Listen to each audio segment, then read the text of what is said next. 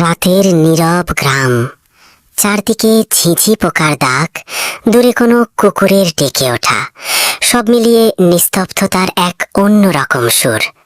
আমাদের ছোট্ট গ্রামটা তখন অন্ধকারে ঢাকা, শুধু আকাশ ভরা চাঁদ তারা পাহারা দেয় চারপাশ।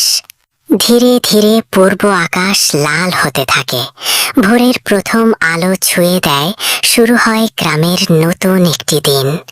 পাখিরা কিচিরমিচির করে ডালে ডালে উড়ে বেড়ায়, যেন সবাই মিলে ভোরকে স্বাগত জানায়। ভোর হতেই আমরা ঘুম থেকে উঠি, চোখে তখনও ঘুমের রেশ, কিন্তু গ্রামের বাতাসে এক অদ্ভুত সতেজতা। মা ঘুম থেকে উঠে উঠোন ঝাড়ু দিতে শুরু করেন। খড়ের ঝাড়ুর শব্দে উঠোনটা পরিষ্কার হতে থাকে। আমরা ফ্রেশ হয়ে নিই, ঠান্ডা পানির ছোঁয়ায় ঘুম পুরোপুরি কেটে যায়।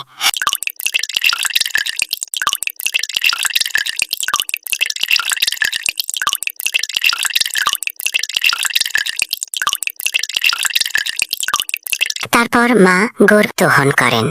দুধের বালতিতে সাদা ফেনা ওঠে, গরুটাও শান্ত হয়ে দাঁড়িয়ে থাকে।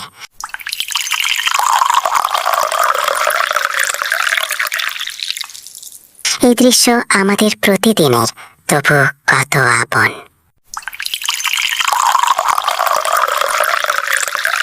আমি আর দাদি মিলে বাগানে যাই পানি দিতে। দাদি বলেন, গাছের যত্ন নিলে গাছও মানুষকে ভালোবাসে।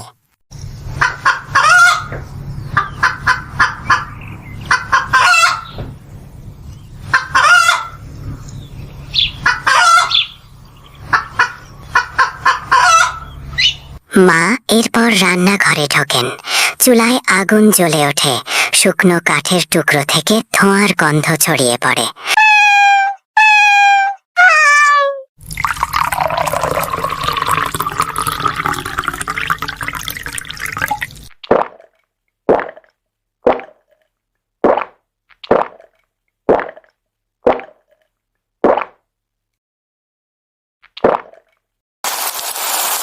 ভাতের হাঁড়ি ফুটতে থাকে, আলু ভর্তা আর ডালের ঘ্রাণে পুরো বাড়ি ভরে যায়।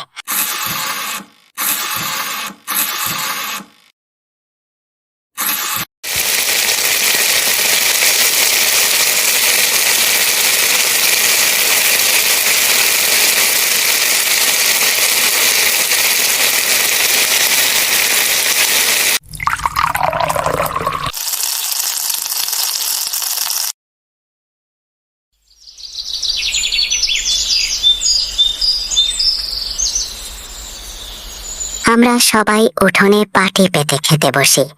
গরম ভাত আর মায়ের হাতের রান্না আর ধোঁয়া ওঠা এক কাপ দুধের চা, এর চেয়ে বড় আনন্দ আর কি হতে পারে।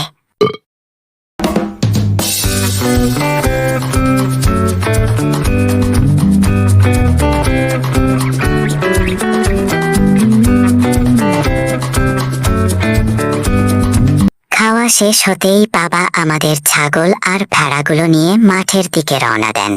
সবুজ ঘাসে ভেজা মাঠে তারা ছুটে বেড়ায়।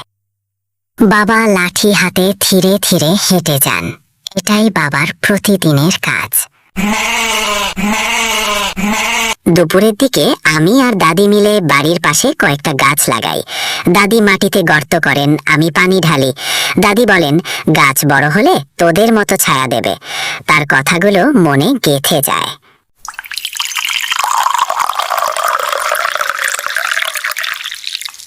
মা দূরের কূপ থেকে পানি আনেন।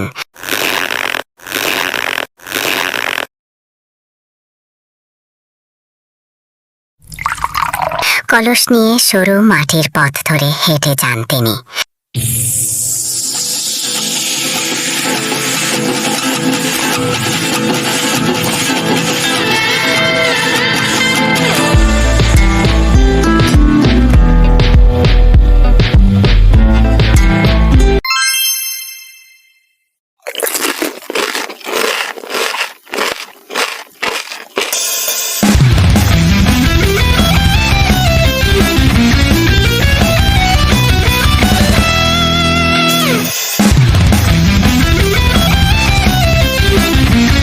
ফিরে এসে কাপড় ধুতে বসেন।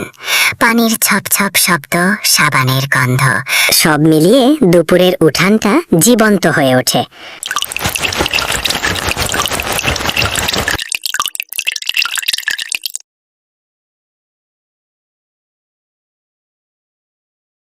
এখন গ্রীষ্মের ছুটি, তাই স্কুল বন্ধ। আমি আর আমার বোন সারা দিন বাড়িতেই থাকি। আমরা বেলুনওয়ালা থেকে বেলুন কিনি। রঙিন বেলুন হাতে পেয়ে মনে হয় যেন আকাশটাই আমাদের। আমরা দৌড়ে বেড়াই, লুকোচুরি খেলি, কখনো গাছের ছায়ায় বসে গল্প করি। সময় কেটে যায় হাসি আর আনন্দে।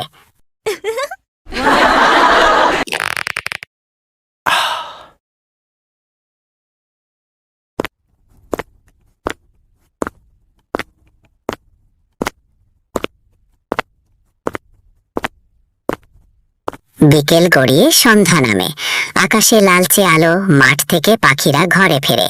বাবা ছাগল ভেড়াগুলো নিয়ে বাড়ি ফিরে আসেন। তাদের গলায় বাঁধা ঘণ্টা টুংটাং শব্দ করে। এই শব্দ শুনলেই বুঝি বাবা চলে এসেছেন।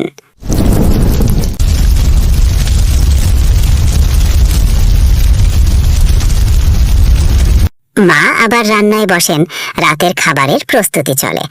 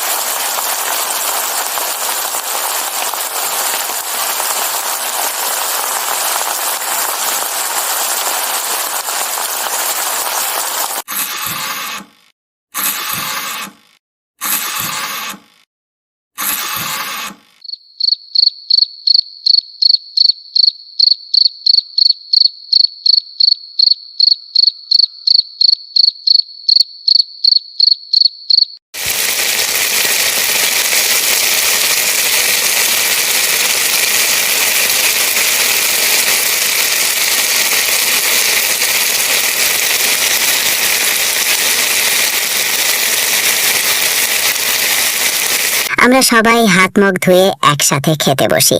দিনের গল্প হয়, কে কি করনা, কে কোথায় গেলাম। পরিবারের এই একসাথে বসা মুহূর্তটাই সবচেয়ে আপন।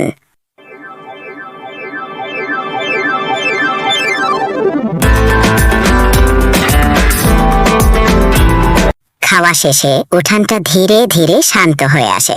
কেরোসিনের বাতি নিভে যায়। দূর থেকে ভেসে আসে ঝিঝির ডাক। আমরা দিনের ক্লান্তি নিয়ে ঘুমিয়ে পড়ি। এভাবেই শেষ হয় আমাদের আরেকটি দিন। কোনো শহুরে চাকচিক্য নেই, তবু আছে মায়া, আছে শান্তি, আছে একে অন্যের জন্য ভালোবাসা। এটাই আমাদের গ্রামের নিত্যদিনের জীবনযাপন, সহজ আর ভীষণ আপন।